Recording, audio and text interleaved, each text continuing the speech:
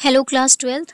आज हम chapter 1 the sexual reproduction in flowering plants का जो टॉपिक है दैट इज डबल फर्टिलाइजेशन के बारे में पढ़ेंगे। Right, double fertilization. देखिए क्लास,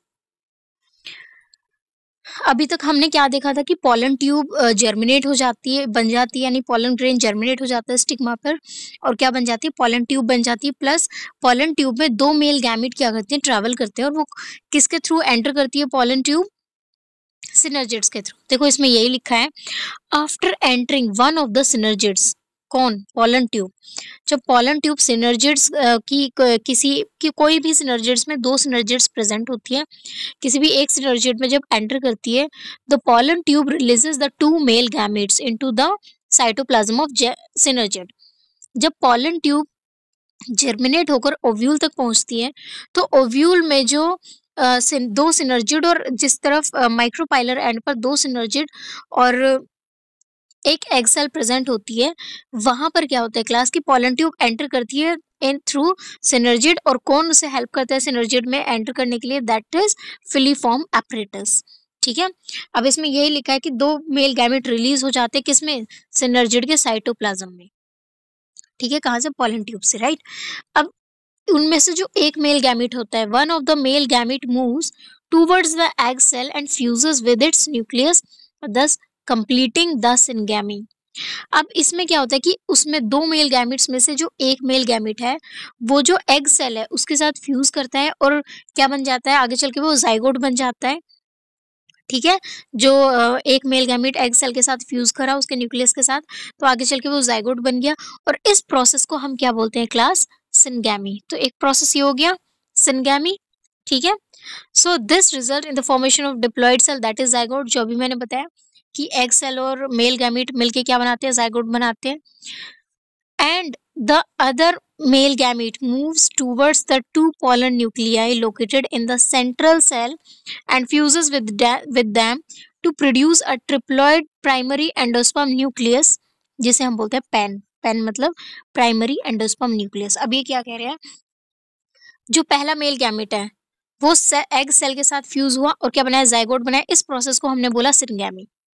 अब जो दूसरा मेल गैमेट है, वो जो सेंट्रल न्यूक्लियाई है, एम्ब्रियो सैक में जो सेंट्रल न्यूक्लियाई है, सेंट्रल में दो न्यूक्लियस है, यानी दो न्यूक्लियाई हो गई, जो सेंट्रल न्यूक्लियाई से दूसरा मेल गैमेट फ्यूज करेगा। ठीक है, और क्या इस प्रोसेस को हम क्या बोलेंगे, ट्रिपल फ्यूजन बोलेंगे। इस प्रोसेस को हम बोलेंगे ट्रिपल फ्यूजन, और ये क्या बनाएगा, ट्रिप्लॉइड प्राइमरी एंडोस्पर्म न्यूक्लियस, यानी कि ट्रिप्लॉइड प्राइमरी एंडोस्पर्म न्यूक्लियस, यानी कि थ्री न्यूक्लियाई हो गई। ठीक है, एक मेल गैमेट का न्यूक्लियस हो गया, और दो न्यूक्लियस ऑलरेडी प्रेजेंट, तो थ्री न्यूक्लियस हो गए। ठीक है, तो जिसकी वजह से हम क्या बोलेंगे, इसे ट्रिप्लॉइड प्राइमरी एंडोस्पर्म न्यूक्लियस। और as this involve the fusion of three haploid nuclei, the term is triple fusion, जो अभी मैंने बताया कि इस प्रोसेस को हम क्या बोलेंगे, ट्रिपल फ्यूजन। तो एक सिनगैमी प्रोसेस हो गया, और दूसरा क्या हो गया, ट्रिपल फ्यूजन। अब क्योंकि दो तरह के फ्यूजन हमें देखने के लिए मिले हैं, ठीक है, सिनगैमी और ट्रिपल फ्यूजन, ठीक है, किसमें, एम्ब्रियो सैक में, इसलिए इस फिनोमिनन को हम क्या बोलते हैं, double fertilization. I hope I am clear enough कि इस प्रोसेस को हम डबल फर्टिलाइजेशन क्यों बोलते हैं, क्योंकि इसमें दो प्रोसेस इन्वॉल्व होते हैं। दो मेल गैमेट होते हैं, और दो मेल गैमेट की वजह से दो प्रोसेस इन्वॉल्व होते हैं। एक होता है जो एग सेल से फ्यूज होता है, जाइगोट बनाता है एक मेल गैमेट। दूसरा male gamete polar nucleus, central nucleus से फ्यूज करता है, और क्या बनाता है, प्राइमरी एंडोस्पर्म न्यूक्लियस बनाता है, जिसको हम बोलते हैं ट्रिपल फ्यूजन। राइट, क्योंकि क्या उसमें प्रेजेंट होती है, थ्री हैप्लोइड न्यूक्लियाई प्रेजेंट होती है। Right, an event unique to the flowering plants, और ये बहुत ही यूनिक इवेंट है किसमें, एंजियोस्पर्म्स, यानी फ्लावरिंग प्लांट्स में। The central cell after triple fusion becomes the primary endosperm cell and develops into the endosperm while the zygote develops into the embryo। अब ये आगे क्या कह रहे हैं कि ये इवेंट होने के बाद जो सेंट्रल सेल है, जिसने ट्रिपल, जहां पर ट्रिपल फ्यूजन हुआ है, या जिसने प्राइमरी एंडोस्पर्म सेल बनाई है, ये किस में डेवलप हो जाती है, एंडोस्पर्म में डेवलप हो जाती है। और जो जाइगोट बनता है वो किस में डेवलप होता है, एम्ब्रियो में।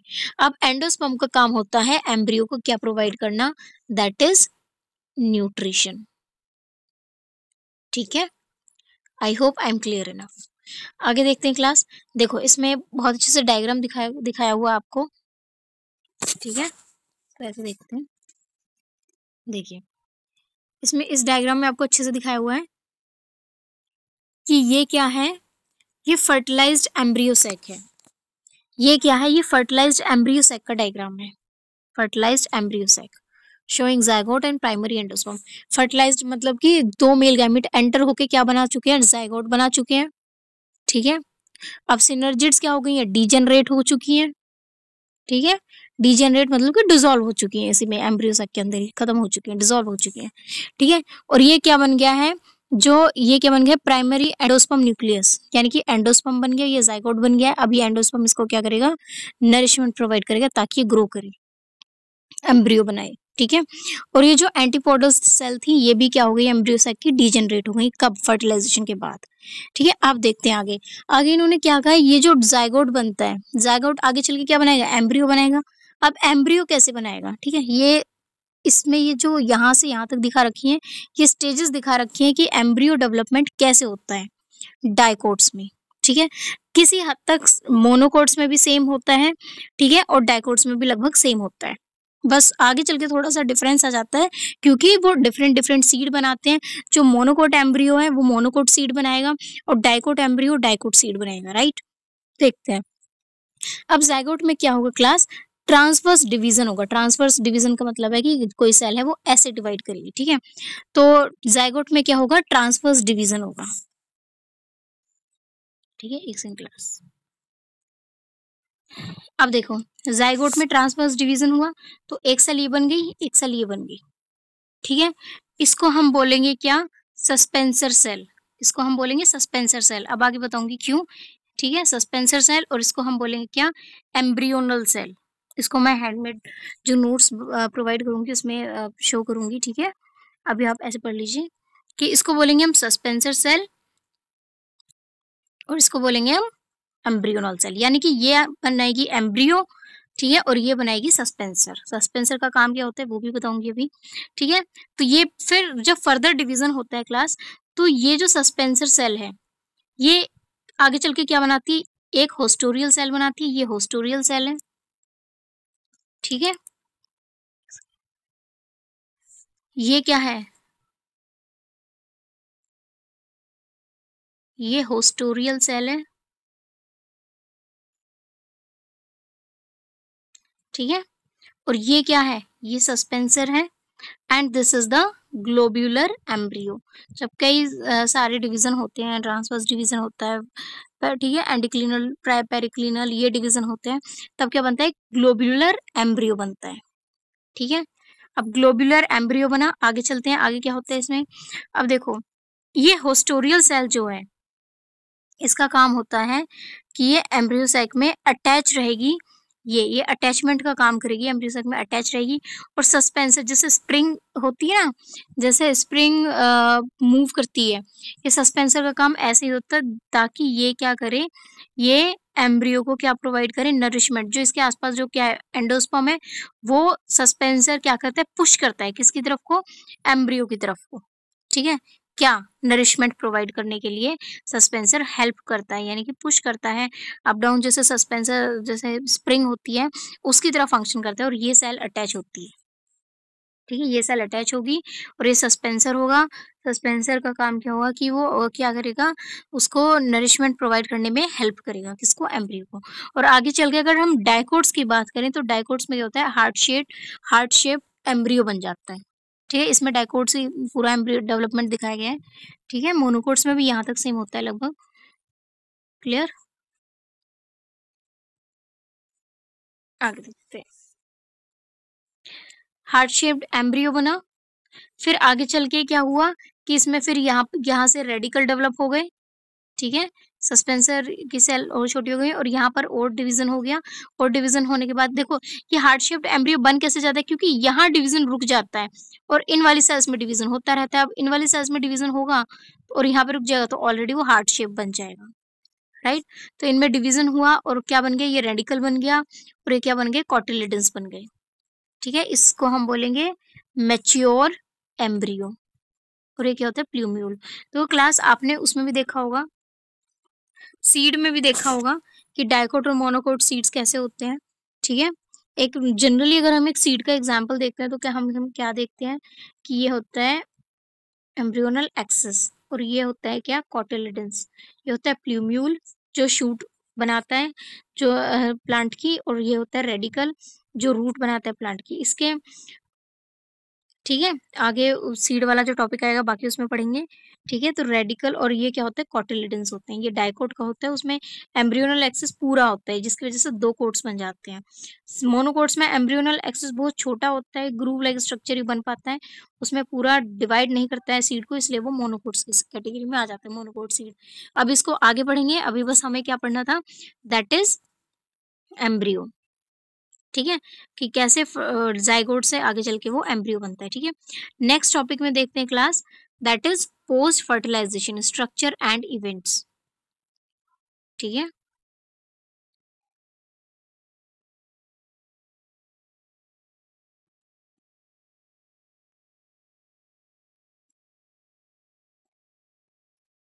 स्ट्रक्चरल इवेंट्स कि फर्टिलाइजेशन हो गया, अब उसके बाद के क्या इवेंट्स रहने वाले हैं या उसके बाद क्या स्ट्रक्चर्स बनेंगे। ठीक है, following double fertilization events of endosperm and the embryo development, maturation of ovule into seed and ovary into fruit are the collectively termed as post fertilization event.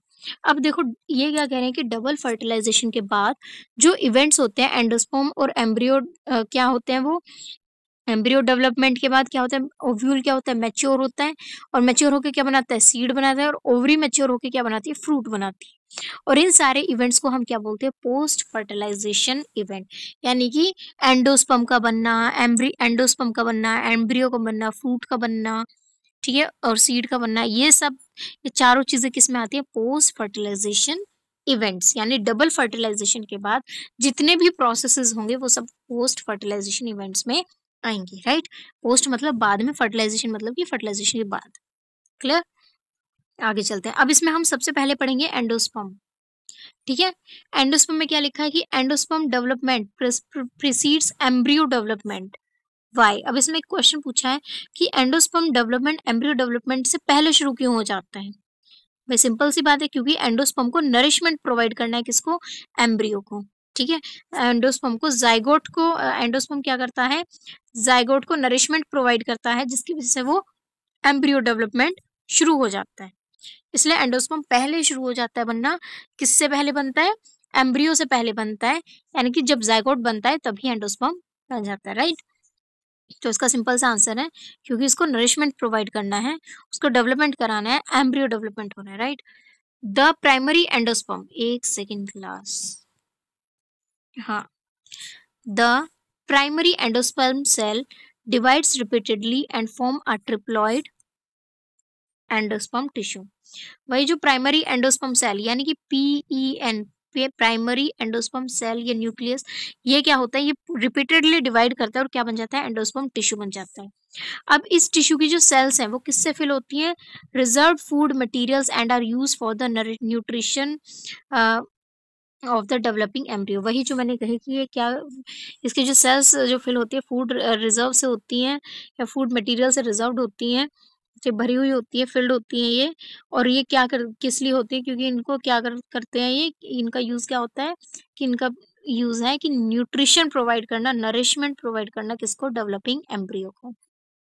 right, the most common type of endosperm development, in most common type of development, sorry, in most common type of endosperm development, the PEN undergoes successive nuclear division to give rise to free nuclei।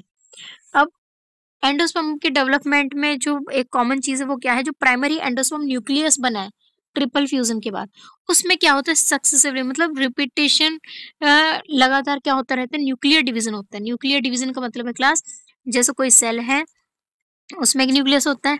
ठीक है, अब cell divide ना होकर सिर्फ nucleus जो है वो बहुत सारे बन जाए, यानी कि न्यूक्लियस डिवीजन होता रहे, दैट इज न्यूक्लियर डिवीजन। किस लिए, ताकि फ्री न्यूक्लियाई क्या हो, रह सके। ठीक है, यानी कि अब देखो एक सेल होगी तो उसमें क्या होंगे, सिर्फ न्यूक्लियाई, न्यूक्लियस न्यूक्लियस प्रेजेंट होंगे।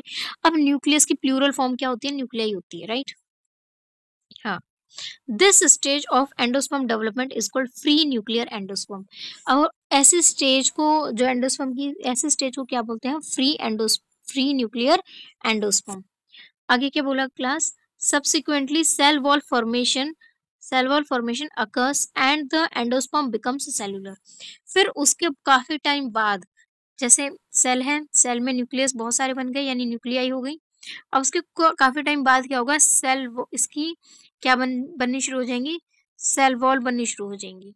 अब सेल वॉल बन गई तो यानी कि एक तरह से भी क्या हो गए, सेलुलर हो गए।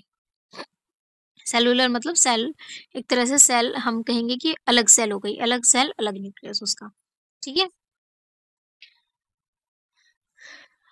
Okay, the number of free nuclei formed before cellularization varies greatly.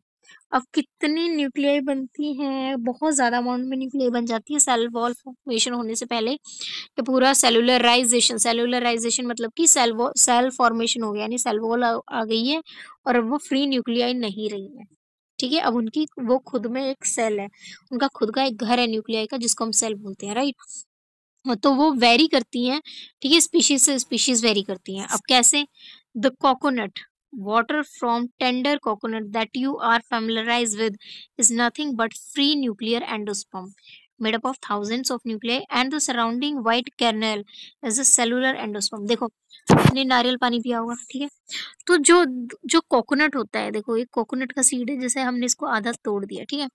अब इसमें जो पानी भरा हुआ है वो क्या है क्लास, वो फ्री न्यूक्लियाई है, ठीक है, यानी कि जो हम पीते हैं that is endosperm, that is free nuclei, ठीक है। अब जैसे जैसे वो आगे बढ़ता टाइम निकलता जाएगा वैसे वैसे उनकी सेल बनती जाएंगी, यानी पानी कम होता जाएगा, यानी कि फ्री न्यूक्लियाई क्या, वाइट, जो फ्री न्यूक्लियाई में सेल वॉल बन जाएगी वो सेलुलराइज हो जाएंगे, और क्या हो जाएगा, जो हम व्हाइट कर्नल देखते हैं, यानी कि व्हाइट व्हाइट पोर्शन जो देखते हैं, जो मलाई खाते हैं, वो क्या है, वो सेलुलर एंडोस्पर्म है। और जो हम पानी पीते हैं वो क्या है, न्यूक्लियर एंडोस्पर्म है। समझ आया, आगे देखते हैं।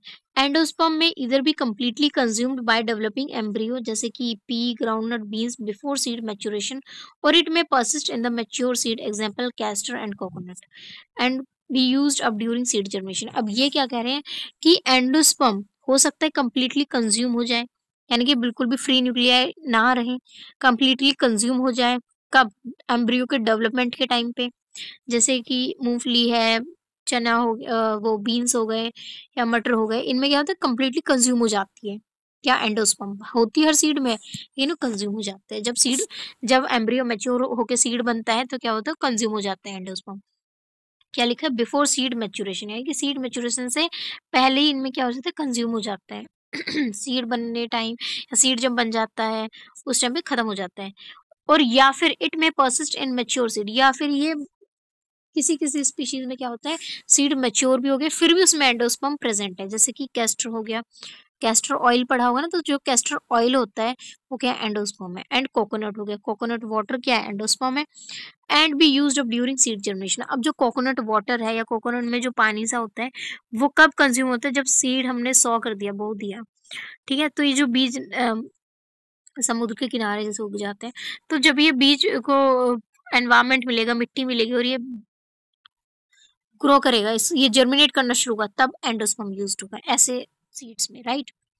अब देखो इसमें क्या लिखा है, split open some seeds of castor, beans, groundnut, fruit of coconut, look for the endosperm in each case. अब इसमें आपको कहा गया है कि एक्टिविटी दी गई है कि आपको इन सारे सीड्स को क्या करके देखना है, ओपन करके देखना है और देखना है कि उनमें एंडोस्पर्म है कि नहीं है। और तुम्हें ये भी ढूंढना है कि whether the endosperm is persist in serial like wheat, rice and मेज। आपको ये भी देखना है कि इस ऐसे जो सीरियल्स होते हैं इनमें भी, व्हीट, राइस, मेज जो होते हैं इनमें भी क्या एंडोस्पर्म प्रेजेंट होता है या नहीं। आगे देखते हैं क्लास। अब हम बात करते हैं एम्ब्रियो की, ठीक है।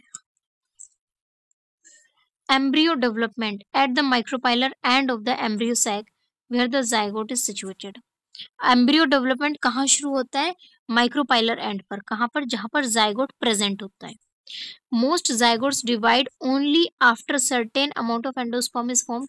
कुछ जाइगोट जब डिवाइड होना शुरू होते हैं जब कुछ एंडोस्पर्म बन जाता है। This is an adaptation to the provide assured nutrition to the developing embryo, ठीक है।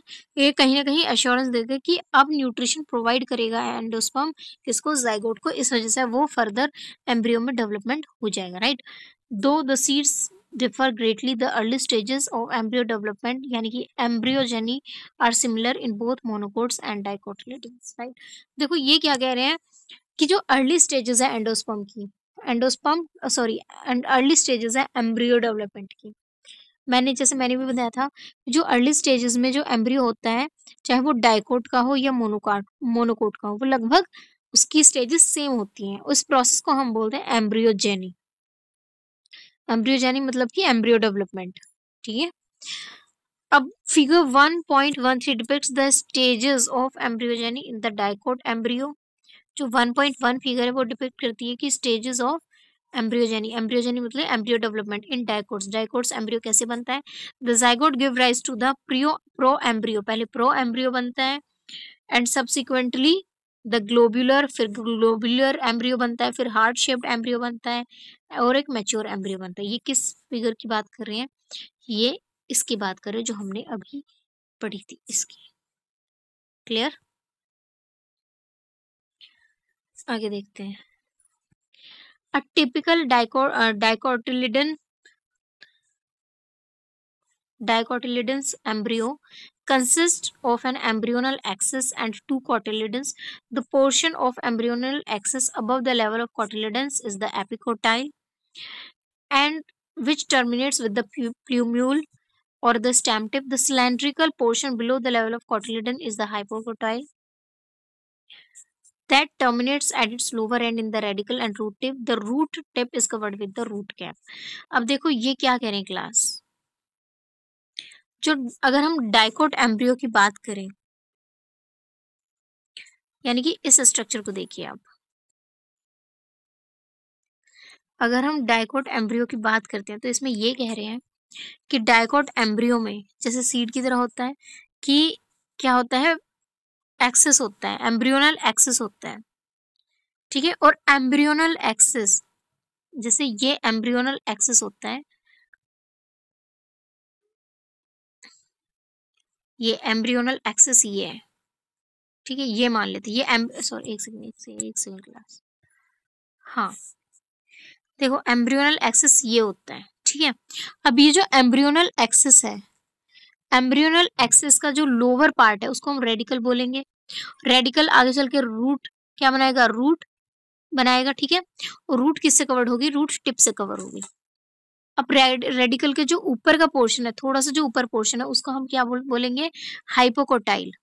ठीक है, और फिर क्या जहां से कॉटिलिडन से शुरू होते हैं, ठीक है, उसका जो अपर पोर्शन होता है उसको हम बोलेंगे प्ल्यूम्यूल, जो क्या बनाएगा, शूट यानी कि स्टेम को बनाएगा। ठीक है, और इसके जो यहाँ का जो पोर्शन होगा प्ल्यूम्यूल से जस्ट नीचे और कॉटिलिडन्स जहाँ एंड होते हैं उससे ऊपर, उसको हम क्या बोलेंगे, दैट इज एपिकोटाइल। ठीक है, जैसे कि सीड में होता है। आपको एक देखो, आपको मैं यहाँ पे एक बार और समझा देती हूँ कि जो एम्ब्रियोनल एक्सिस होता है, ठीक है, एम्ब्रियोनल एक्सिस की वजह से दो वो होते हैं डिवाइड। ठीक है, अब ये पूरा अच्छे से डेवलप नहीं हुआ है। ठीक है, सीड्स में ये चीज बहुत अच्छे से दिख जाती है। जैसे कि एक सेकंड दिखा देती हूँ पहले, जैसे कि आपका एक सेकंड,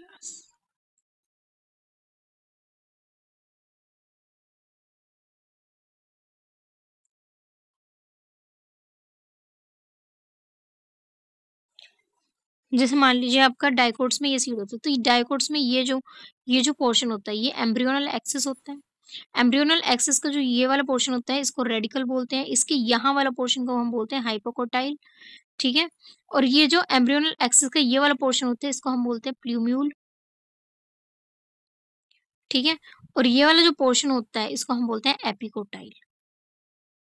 ठीक है, ऐसे होता है, ऐसे सेम एम्ब्रियो में होता है। क्लियर?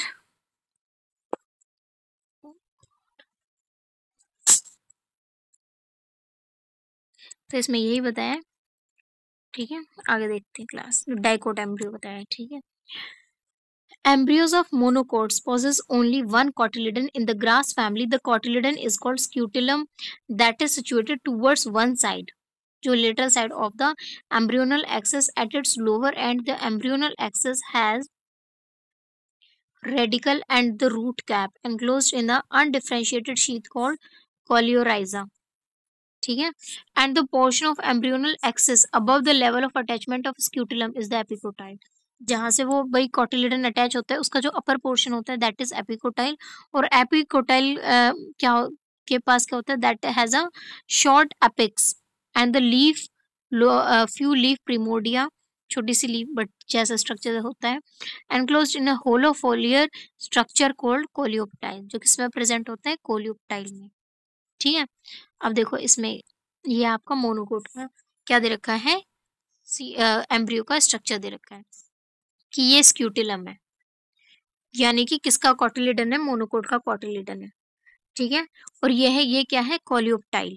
कोलियोप्टाइल के अंदर आपको क्या मिलेगा, दैट इज देखो ये कोलियोप्टाइल है, ये वाली जो लेयर है दैट इज कोलियोप्टाइल। एक सेकंड। हम्म, हम्म, हम्म। ये तो कॉटिलिडन हो गया जो पूरे सीड को कवर करेगा। ठीक है। जिसमें फूड रिजर्व प्रेजेंट होगा, राइट, जब आगे चल के सीड बनेगा।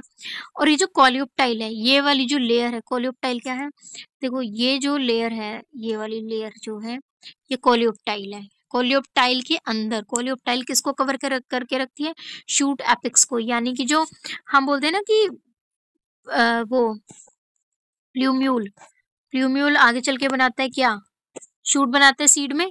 तो जो प्ल्यूम्यूल जो प्ल्यूम्यूल आगे चल के शूट बनाता है वो किसके अंदर कवर होता है, इसके अंदर, दैट इज कोलियोप्टाइल। कोलियोप्टाइल के अंदर ये प्रेजेंट होता है। तो शूट एपेक्स किस में होते हैं, कोलियोप्टाइल इसको कवर करके रखता है। ठीक है। फिर आगे क्या होता है, एपीब्लास्ट। एपीब्लास्ट जो कि उसमें होता है, जैसे सीड में वो होते हैं एपिकोटाइल होता है और उसमें हाइपोकोटाइल होता है, ऐसे ही इसमें एपीब्लास्ट होता है जो शूट एपिक्स की तरफ यानी कि कोलियोप्टाइल की तरफ होता है। ठीक है। यानी कि ये वाला पोर्शन आगे चल के क्या बनेगा, एरियल पार्ट बनेगा प्लांट का। सीड, पहले सीड बनेगा फिर एरियल पार्ट बनेगा। एरियल पार्ट मतलब जो धरती से ऊपर वाला पोर्शन होगा प्लांट का, वो ये हिस्सा बनाएगा। ठीक है। आगे देखते हैं। अब इस सीड में क्या है, कोलियोराइजा। कोलियोराइजा वो शीट है जो किसको कवर करके रखती है, रेडिकल को कवर करके रखती है। ये रेडिकल है, ये किसमें कवर है, कोलियोराइजा में कवर है। ठीक है। और कोलियोराइजा में और क्या, कोलियोराइजा के अंदर क्या है, रूट कैप। ठीक है। और ये आगे चल के क्या है, ये रेडिकल। रेडिकल क्या बनाएगा, रूट बनाएगा। फिर रूट, रूट किससे कवर होती है, रूट कैप से कवर होती है। और ये किस शीट के अंदर है, एम्ब्रियो के, ये कोलियोराइजा के अंदर कवर्ड है। राइट। तो ये किसका स्ट्रक्चर था, it was the structure of monocot embryo. बिल्कुल ऐसा स्ट्रक्चर सीड्स में भी होता है, राइट, बस उसमें वो मैच्योर हो जाते हैं तो कुछ चीजें उसमें कवर हो जाती हैं। देखते हैं आगे क्या लिखा है class. Soak a few seeds, soak करना है यानी कि भिगोना है, इन वाटर, चाहे वो वीट के हो, मेज के, P, chickpeas, ground nuts, overnight. आपको पूरी रात भर के लिए इन सीड्स को भिगा के रख देना है। फिर सुबह उठ के क्या करना है, then split the seeds and observe the various parts of embryo and the seeds. फिर आपको क्या करना है, सुबह उठ के आपको अलग अलग सारे सीड्स को क्या करना है, स्प्लिट करना है, दो हिस्सों में देखना है, उसको काटना है। ठीक है, या तोड़ लेना है। और उसमें क्या स्टडी करना है, पार्ट्स ऑफ एम्ब्रियो, एम्ब्रियो के पार्ट्स को और सीड को ऑब्जर्व करना है। राइट। सो हमारा जो नेक्स्ट टॉपिक है सीड, वो हम कल स्टार्ट करेंगे class. So thank you so much. And please अगर आपको ये पसंद आए मेरा पढ़ाना, then please subscribe and share this channel and like my videos. Okay, thank you so much.